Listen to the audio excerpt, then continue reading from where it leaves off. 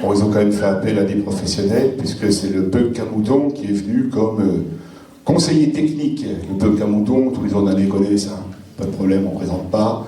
Donc comme conseiller technique, je le vois là-bas en face de moi à la table de régie, il sera d'accord avec moi, c'est du beau boulot. Hein.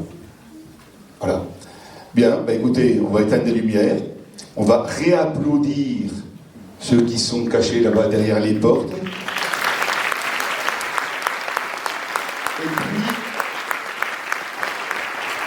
Et puis bon spectacle alors.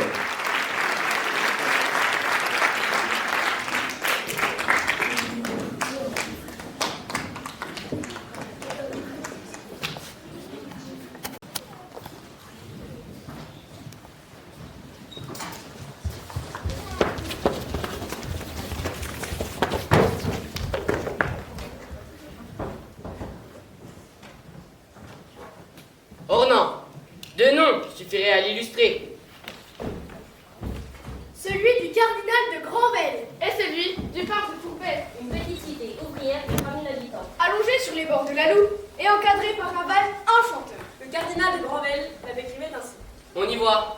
Force belle montagne, fertile de tous côtés. Rempli de fort belles vignes et de toutes sortes de bons fruits. Les vallées sont belles et larges, l'eau claire comme le cristal. Une infinité de fontaines, des truites et des ombres innombrables. Et les meilleurs du monde. Et l'un des côtés, de grandes chaleurs. Et de l'autre, un frais délectable. Le pinceau de Gustave Courbet a fixé en des tableaux immortels. Et d'une si riche expression, la splendeur de ces sites. Les touristes admirent chaque année ces vieilles maisons sur la Loue. Son église gothique, ses hôtels anciens et renommés, Aux façades curieusement ombragées. Et ces moulins, actionnés par de grandes roues. Or, cette coquette et antique cité faillit en un beau jour d'août 1944 n'être plus, comme Mouradour-sur-Glane, Qu'un amas de cendres. et une cité De la mort.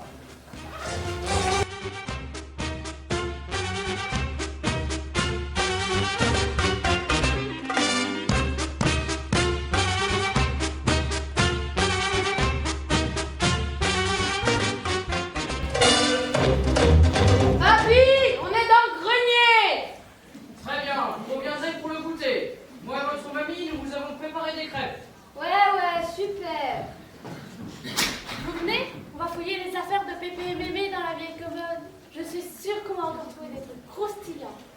sérieux. Allez, venez.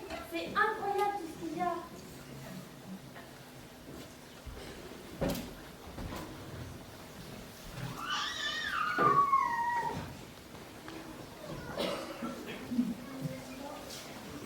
Oui, mais comme c'est vieux des trucs là. Ah, ça sent la poussière. Et on dirait qu'il y a du sang séché. Hé!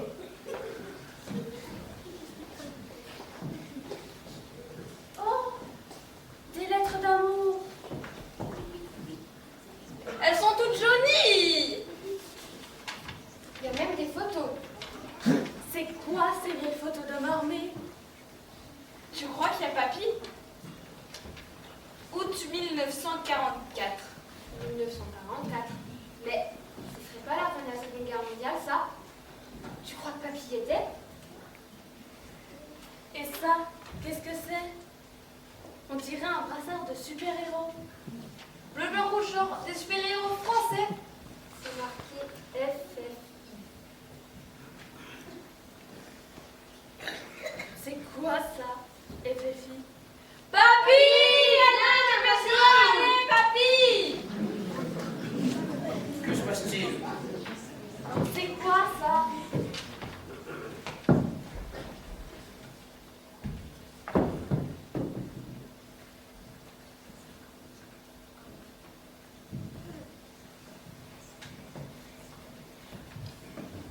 Je me doutais qu'il faudrait que j'aborde ce sujet un jour.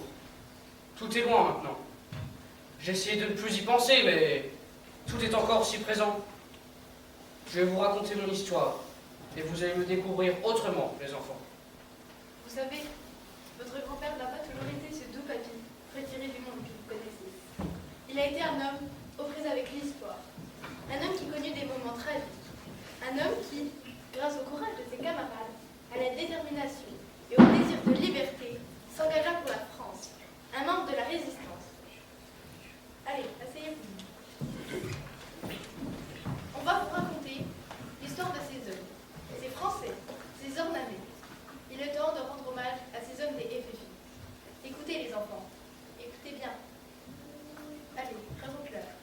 Eh bien, 8 jours nous séparaient encore de la libération. Un grand vent d'espérance soufflait et emplissait tous les cœurs. L'espoir de la fin proche du long et dur cauchemar donnait de jour en jour plus d'audace que de prudence à une ardente jeunesse avide de ce que nous jouons Dieu de l'occupant. Comme je vous l'avais dit, quelques groupes de résistance étaient installés dans la région et contenaient difficilement leur désir d'entrer en action. Quelques escarmouches et l'attaque nocturne de 2 usines de la ville avaient déjà fait craindre les représailles de l'ennemi. Mais un fait plus sérieux advint le samedi 26 août 1944.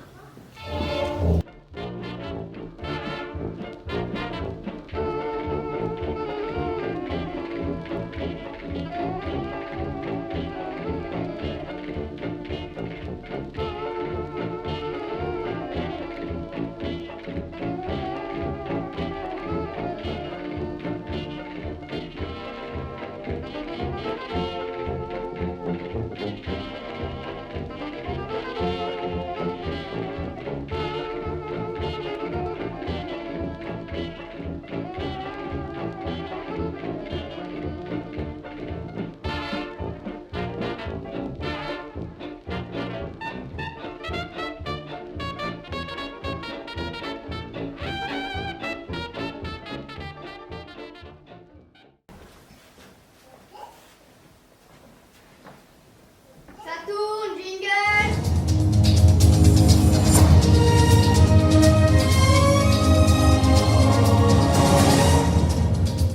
Le 10 mai 1940, l'armée allemande nazie dirigée par Adolf Hitler envahit la France, la Belgique et le Luxembourg. Les blindés et l'infanterie percèrent les lignes de défense françaises, puis arrivèrent rapidement jusqu'à la côte atlantique. Paris tomba aux mains des Allemands le 14 juin 1940, Un nouveau gouvernement français est instauré dans la ville de Vichy. gouverné par le maréchal Pétain contre le nazi. Le 15 juin 1940, 2 armées allemandes entrent en Franche-Comté. 10 jours plus tard, le 25, toute la région est sous occupation nazie.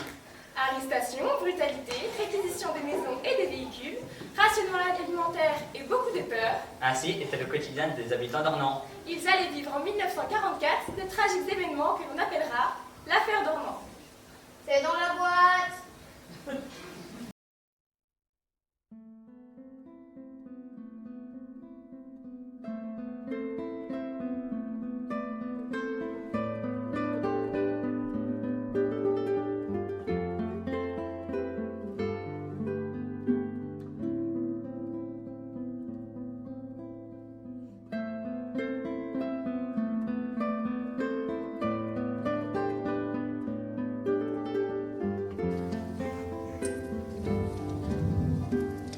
Mon cher Émile, à cette heure, je profite d'un moment seul pour t'écrire ces quelques mots. Ce matin, j'étais à la fontaine aux vipères, qui jadis était un lieu de vie et de rencontre, où les femmes bavardaient et riaient. Ce temps est révolu. Je crains que ce lieu et que la ville entière ne soit plus jamais comme auparavant. Des soldats allemands sont venus me trouver ce matin, alors que je passais par le jardin du couvent des Minimes. Ils m'ont contrainte à lessiver leurs uniformes salis. C'est un travail ingrat et méprisant pour moi. Les uniformes sont tachés de rouge, sûrement le sang de nos frères du maquis, des innocents blessés ou morts, des résistants sacrifiés pour qu'un jour, notre ville et notre pays soient libres. Je rêve parfois du jour de notre libération. Je rêve de nous deux, Émile, habitant une terre de paix et de liberté. Mais l'angoisse et la tristesse prennent malheureusement le dessus sur ces mirages de bonheur. Émile, sois prudent au maquis. Les Allemands sont déterminés à envahir le pays entier. À Ornans, d'après les dires, ils semblent bien organisés et reçoivent régulièrement des munitions et armes de Besançon. Je dois t'avouer que j'ai peur pour ta vie. Je t'en prie, ne prends pas de risques inutiles. L'ambiance est lugubre dans la vallée. Reviens vite me retrouver. Chaque jour qui passe, je crains que tu ne rentres pas. Que Dieu te garde. Ta fiancée, Suzanne. PS. Nous manquons de farine avec le rationnement. As-tu quelques paquets à faire passer pour ma tante et mes neveux ?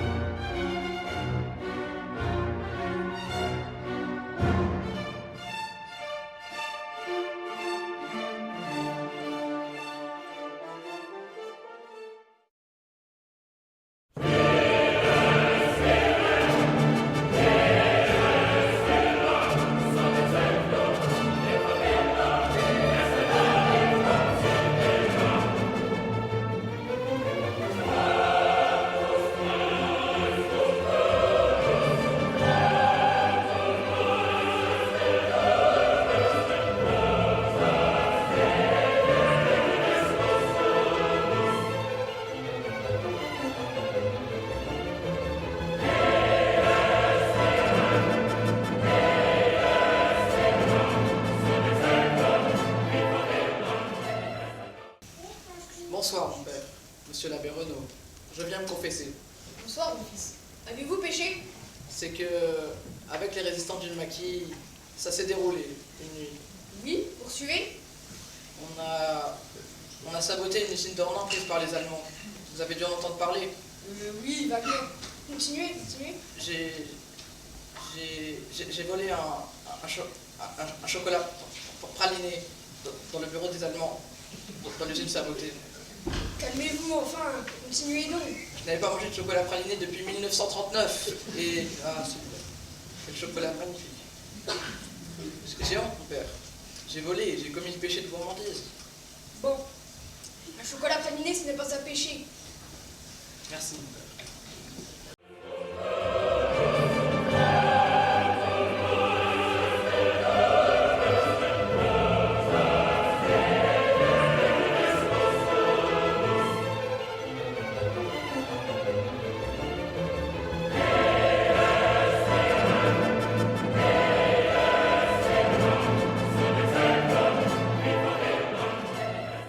Bonjour, mon père.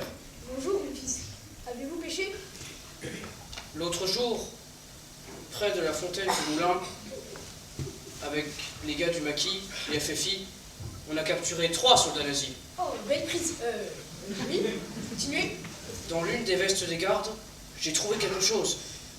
Un chocolat praliné? Non, une boîte de réglisse. Et j'ai mangé les réglisses. J'ai honte, mon père. C'est mal de voler. Il y a des circonstances atténuantes. Les nazis vous ont-ils volé quelque chose? Oui, mon auto, une Peugeot 301. Le cheval comtois de mon oncle. Ils ont cueilli toutes les vignes à la Roche-du-Mont. Ma belle machine à écrire, mes disques de jazz et de Charles Trenet. Ils m'ont pris toute ma vie. Il me reste Suzanne, ma fiancée. S'ils me la prennent, c'en est fini pour moi. Comparé à tout ce qu'ils vous ont volé, une pauvre boîte de réglisse n'est rien du tout. Ce n'est pas un péché. Merci, mon père. Vous êtes un saint. N'exagérons pas. Pourriez-vous m'adresser une prière pendant votre messe? Bien sûr, dites-moi. Que le bon Dieu nous libère de ces satanés nazis. C'est invivable. Et que Suzanne et moi ne soyons jamais séparés. Ma tendre fiancée. Je ferai le nécessaire. Et tant que j'y suis, Suzanne m'a remis cette lettre. Mille merci, mon père. Je dois vous avouer que j'ai depuis quelque temps un pressentiment. Ah oui, dites-moi. L'autre jour, dans un rêve, je vous ai vu. C'était comme si vous alliez libérer cette ville des Allemands.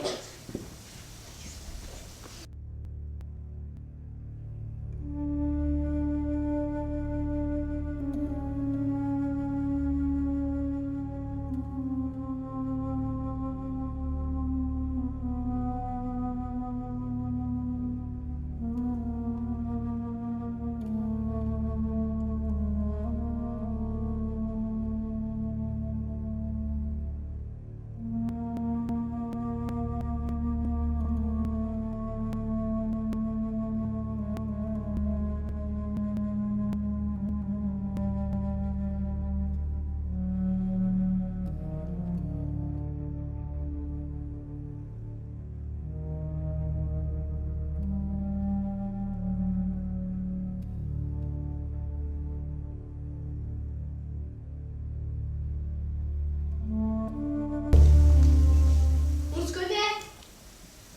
Le code secret. Mais je suis monsieur Simonin. Du oui, Simonin. Le maire Normand. Pas d'inquiétude. Oh, excusez-moi. Vous savez, la situation devient de plus en plus critique. La tension monte au maquis. Je comprends bien. C'est la même ambiance dans la vallée. Une ambiance de plus en plus oppressante.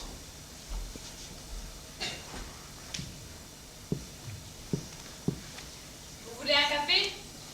Volontiers. C'est le grand luxe ici. Certains fabriquent un genre de café à l'orge. Au goût médiocre. Ce café nous vient de la contrebande suisse. Et on a un réseau de passeurs de marchandises. Merci bien.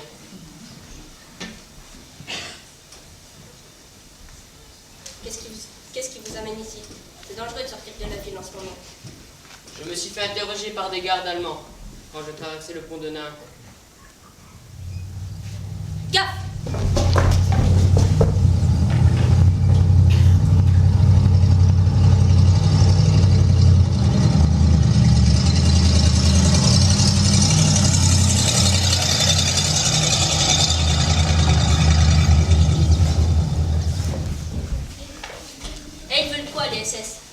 vous aventuriez jusque dans la forêt.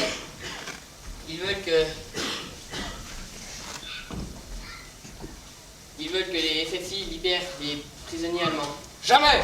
Depuis la capture par les FFI, Ornans est en état de siège. Chaque carrefour est occupé par un char qui interdit tout accès ou toute sortie. Alors comment êtes-vous arrivé ici? Ces Allemands bloquent toutes les routes. Ils m'ont envoyé vers vous. Nom de Dieu, vous êtes de mèche avec eux! Bien sûr que non. J'ai moi-même été menacé de mort. Et si les prisonniers ne leur sont pas rendus rapidement, ils menacent de fusiller tous les hommes ornanais de 16 à 60 ans. Je ne peux pas les laisser faire ça. C'est pour ça que je suis ici. Jamais nous ne libérons ces poches! Vous croyez qu'ils vont laisser la population tranquille et qu'ils vont quitter la ville en échange de ces 3 hommes? Je n'ai aucune confiance en ces canailles. Qu'on le rende ou non, ils feront de nous leurs esclaves!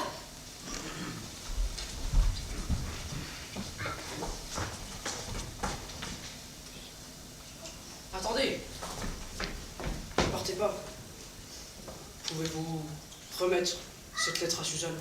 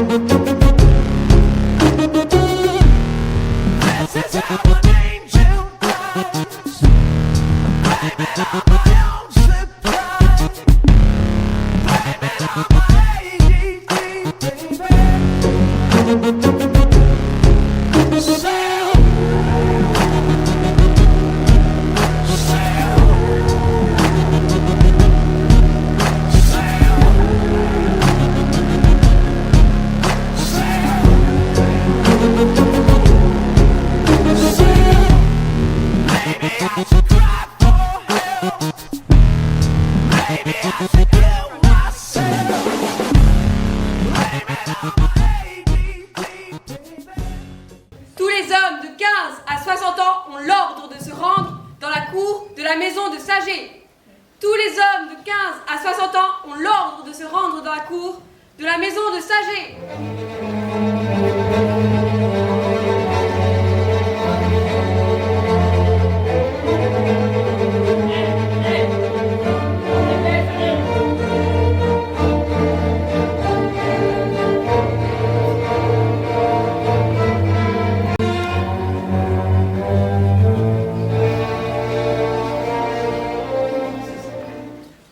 Dis, sais-tu comment rejoindre le maquis? C'est impossible, n'y songe pas. La ville est encerclée.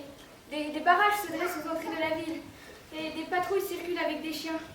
D'accord, pour que l'on se prépare une cache sous la voûte du ruissellement boucle. J'ai bien peur d'attirer la colère des nazis sur les mères et les épouses. Certains rejoindront effectivement le maquis du groupe de Selle. D'autres se terreront sous la voûte du ruisseau de Morbouc. Mais ils seront surpris par une crue d'orage à l'aube du 28 août et malheureusement périront noyés. D'autres encore se déguiseront en femmes et réussiront à se faufiler dans la population. La population ornanaise a ordre d'évacuer la ville. Rejoignez au plus vite Saules, C, Mézières ou Chassagne.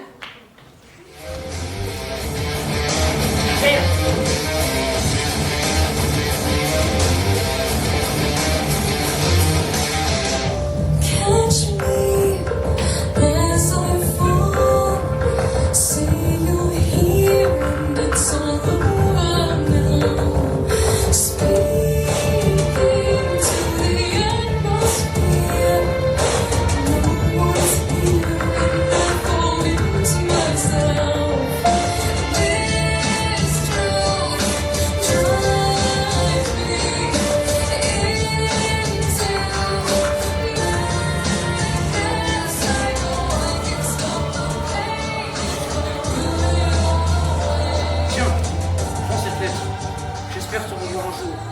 Adieu, ma fiancée.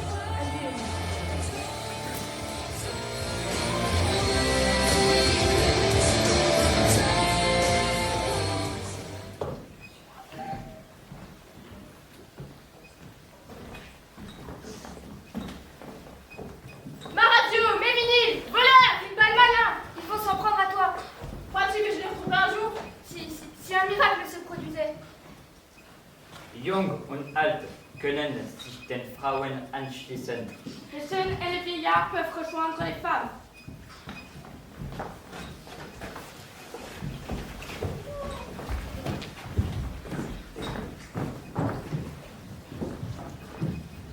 Vous savez tous ce qui s'est passé dans votre village. C'est pour 18h30. Les soldats allemands faits prisonniers par le maquis ne nous sont pas rendus. Vous serez tous fusillés et votre village sera réduit en cendres. Mettez-vous en 3 rangs, braille. En 3 rangs, allez.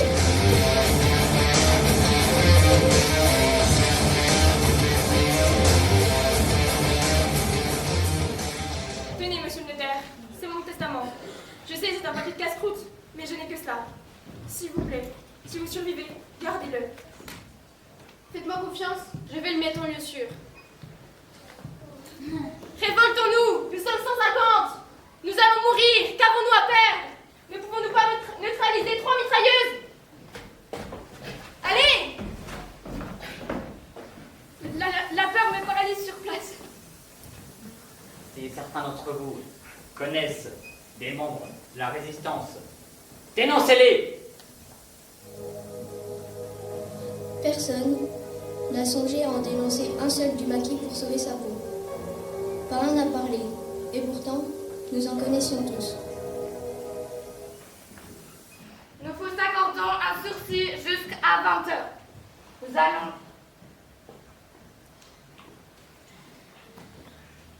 Nous allons désigner 2 parlementaires pour porter notre ultimatum au maquis. Si le maquis refuse, nous vous exécuterons. Toi, l'abbé Renaud, vas-y. Oui, je suis volontaire. Il me dit que l'abbé Ballot vient lui aussi avec moi. Oui, je suis volontaire aussi. D'accord. J'espère qu'ils reviendront vite.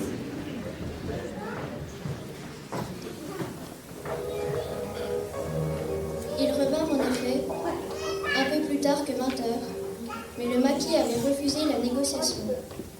Il garderait les prisonniers.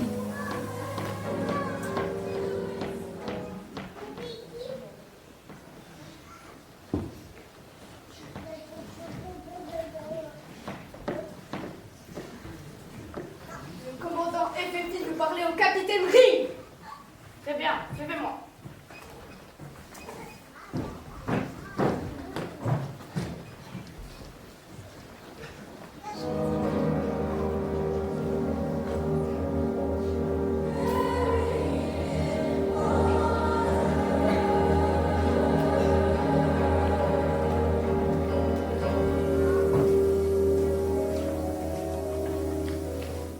Le 22 juin 1940 était conclu l'armistice entre le Troisième Reich allemand et les représentants du gouvernement français de Vichy du maréchal Pétain.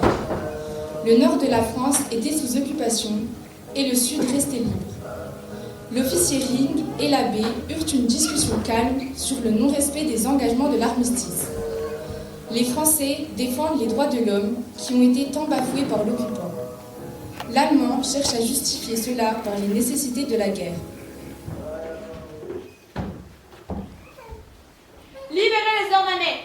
Nous avons des centaines d'hommes dans le maquis prêts à intervenir à tout moment pour délivrer la ville.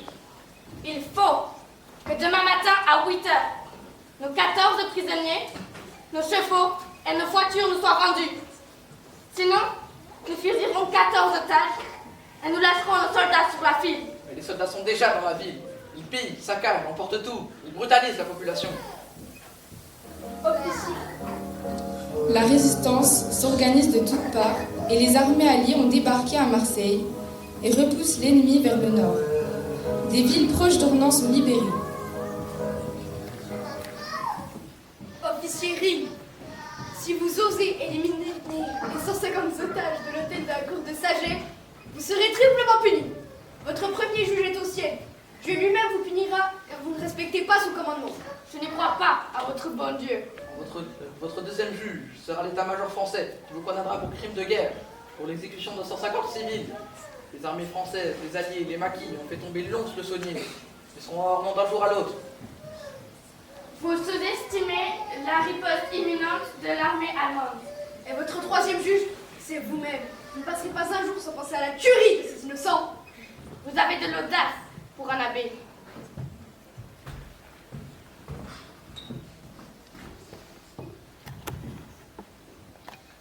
Vous êtes un négociateur talentueux, monsieur l'abbé. Soldats, relâchez les otages.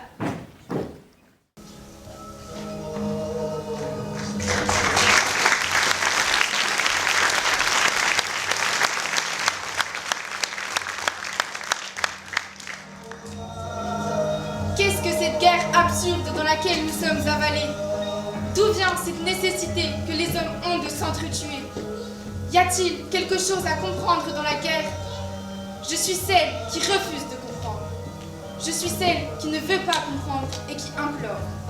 On a ouvert le sac de la guerre et tous les bruits se sont rués sur nous. La toux rageuse des armes, les grondements, craquements, hurlements, claquements, craquements, crissements, cris et plaintes, pleurs et plaintes, hurlements et gémissements. Je demande ce que c'est. Qu'est-ce que le bruit des viscères qui se rompent dans l'oreille du tueur? Qu'est-ce que le relâchement de l'effort dans les muscles tendus pour tuer? Qu'est-ce que l'idée d'être là pour que l'autre n'y soit plus? Qu'est-ce que la certitude de devoir faire un mort? Qu'est-ce que le sentiment de la chose accomplie?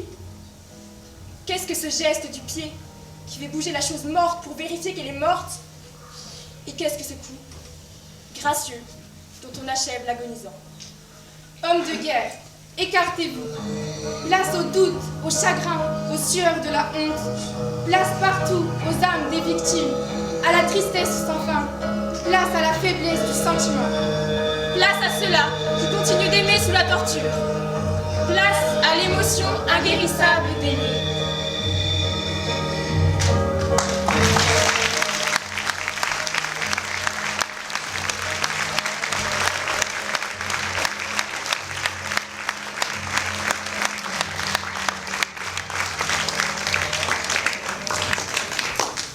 Le lundi 28 août et le mardi 29 août, la population, réfugiée sur les plateaux de Chassagne et de Saules, dans les vallées de la Loue ou de la Brème, regagnait avec appréhension ses foyers dévastés. Aucun otage n'aura été fusillé.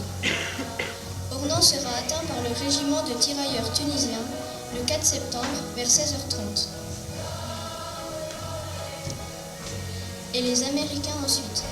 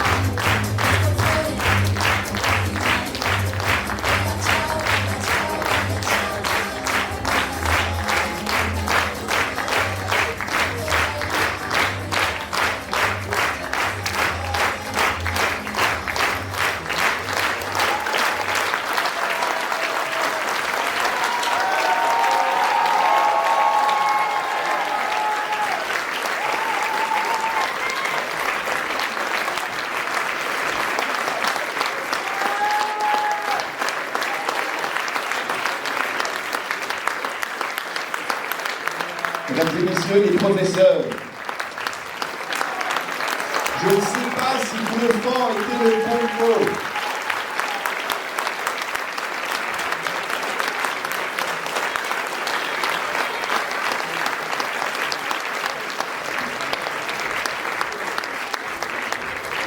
Alors on va remercier tous nos élèves. Allez, Clémence, Mélitine, Lilou, Agathe, Lucie, Elena, Lina, Maëva, Louison, Pierre-Louis, Isaline, Maloé, Anzio, Thaïs, Angèle, Jonas, Yanis, Mathilde, Louise et Emma. Merci beaucoup, nos élèves.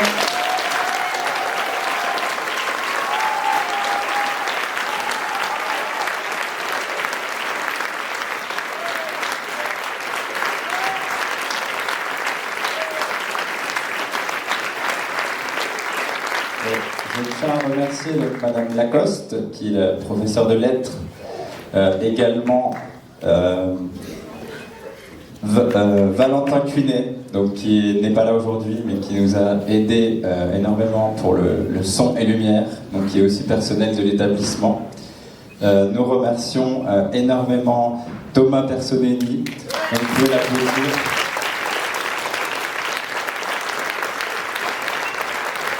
De la compagnie Percamouton.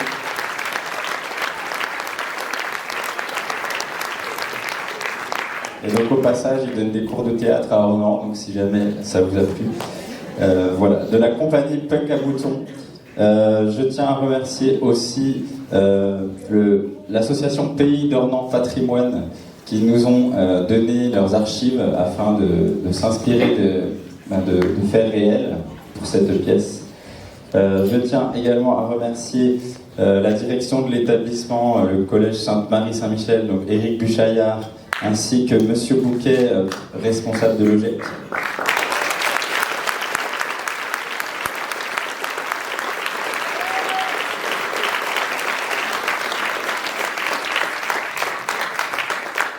Je souhaite remercier également l'équipe municipale, Monsieur Lombard qui a tout organisé, donc ces 80 ans de la Libération, et également donc, les élus qui sont ici présents pour le prêt de la salle du Cal et également des financements, donc je les remercie.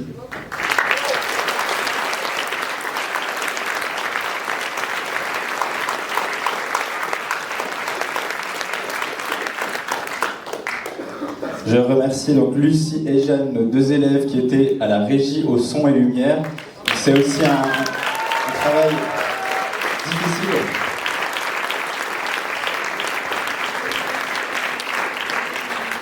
Et nous avons bénéficié de financement du Pass Culture, donc c'est l'éducation nationale, du ministère des Armées et du département du Doubs. Donc sans eux, on n'aurait pas pu réaliser ce spectacle. Et je remercie une dernière fois infiniment tous nos élèves. Ils se sont donnés à fond. Et voilà, vraiment bravo, félicitations.